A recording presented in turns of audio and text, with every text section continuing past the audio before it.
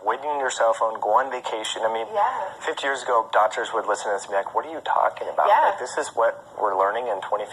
Right? But it's very applicable, and it's really interesting. I want to talk, before we get into rest and, looking at catabolism, I know that's a way you can assess that. I'm going to forget about Accutane, and I think it's really important. Yes, so Accutane, interestingly, I just learned Accutane can suppress a lot of the hormone production, so it'll lower like LH, so you'll have low progesterone, it can lower low testosterone in men, but it will also lower ACTH, which is what stimulates cortisol production.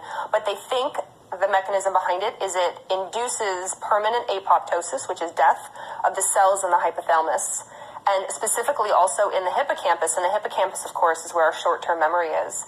And it's permanent apoptosis, permanent death. And I thought, this is allowed. And sometimes people will do 2 or 3 rounds. I mean, some people, unfortunately, really have bad acne, and that's the only thing that works. And then they do it again, and then they do it again, and down the way, maybe they have fertility problems, maybe they have growth problems, maybe they have a lot of adrenal issues, they're super fatigued.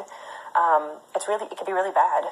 Yeah, the hippocampus and hypothalamus are 2, I consider, major, parts of the brain that you definitely don't want to induce permanent apoptosis. That sounds a little scary. A little bit, a little bit. To have your short-term memory,